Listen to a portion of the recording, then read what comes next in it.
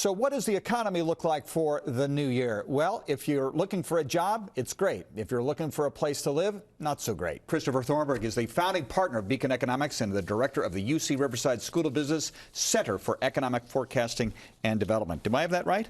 More or less. We'll take it. Right. So the housing, it's all housing. Yes. And that has every impact on every aspect of the Southern California economy. Well, let's put it more specifically. It's the lack of housing, right? Because too often people refer to it as an affordable housing crisis. It is not an affordability crisis. It's a supply crisis.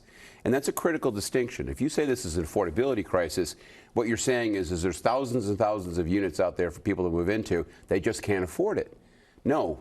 If you look at any metric on supply, you look at vacancy rates, you look at overcrowded housing, you look at sheer number of housing units per capita in the state of California, everything suggests that this state has the tightest housing market in a sheer physical sense in the entire nation. For years and years and years, we have not built anything close to enough to meet demand. The consequences of that at this particular point in time is now anytime any available unit goes on the market, only the high end gets a chance to actually get that unit. So the high costs are not a function of affordability, it's a function of a lack of supply, pushing low-income families out of the region or out of the state. Fundamentally, you don't believe rent control helps? No, of course not. In fact, rent control is bad for low-income families. For example, this new rent gouging by Chu, rent control, whatever you want to call it. Well, okay, that's nice, but David Chu out of San Francisco. Exactly. And what are you actually accomplishing here? Well, we're going to put limitations on the ability for rents to go up. Well, that's going to discourage investment, because we know more limitations you put on the ability to make money off a property, the less investment there's going to be, which will in turn hurt supply, which will hurt affordability for everybody else. So he may have helped a few lucky families, but he's hurt everybody else in the process. Look, study after study, including one we did for the California Department of Station, shows that when you put rent control into place, what you do is you encourage higher income families to live in older housing stock that is typically there for lower income families. You look at places with the most restrictive rent control in the state, place like Berkeley, and what you find is there are no low income families there. What you have is a bunch of middle and upper middle income families living in that old housing stock because it's a screaming deal. You actually hurt the people you're trying to help by using these kind of policies. It is not a solution. Is this going to get any better in the next year? Until we start having a real conversation about how you truly expand supply, I don't think so. I really just don't see anything. In fact, it's worse this year than it was last year because of the overall softening of the housing market that really began at the end of last year. You saw diminishment in permits in the state of California, even at a point in time where Gavin Newsom has come in and said he wants 3.4 million housing units over the next decade. We're moving in the wrong direction. Yes, some have said the only way he will ever accomplish that is if the state gets involved and sort of Bigfoot's local control on certain projects. Yeah. The Scott Wiener bill requiring density development along transit lines. Yeah, but I've said this over and over again. While that is a solution, remember, ultimately, positive reinforcement works better than negative reinforcement. Get to the heart of the matter. Look at the fiscal system that supports cities and counties.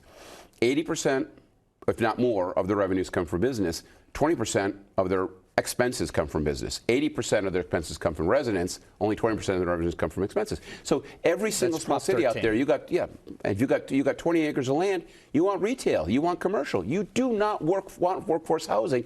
Every time you build an apartment building, you're putting one more nail in your fiscal coffin. It doesn't pencil out. Get to the heart of the negative incentives that make cities not want housing. Fix that. Make it financially worth their while. And guess what?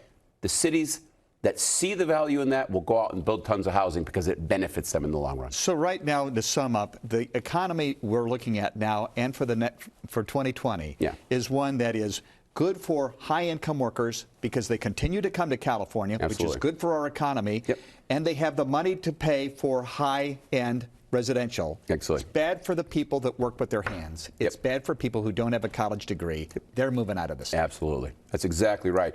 And you know, it's funny too. Country Club California. Country Club California. That's exactly right. And it's just becoming more intense. And that goes back even to the argument about affordability, because if you look at like say the median rent to income in the state, it's falling, not rising. You look at the median income spent on owned housing, people with mortgages, it's falling, not rising in the state of California. Because the incomes of people who are living here is rising faster than the cost of housing. But that number, again, is being, as you already pointed out, is being driven in some part by gentrification because low-income families can't hack it here. They're moving to Arizona. They're moving to Nevada. They're moving places where they can have a decent life for their families. Final last question. No recession in sight. No recession in sight. I would say, this last year, 2019, I would call it the year of the bear. We spent an entire year hearing all sorts of doom and gloom. And you know what happened in the economy? Absolutely nothing. Nice steady year, 2 to 2.5% growth, quarter after quarter after quarter. There are no major impediments to the ongoing expansion of the U.S. economy. We're fine. Right. We're fine. You got a job, strong economy, Exactly. having a hard time to find a place to live. Yeah. Christopher Thornburg, Beacon Economics. Thank you very much.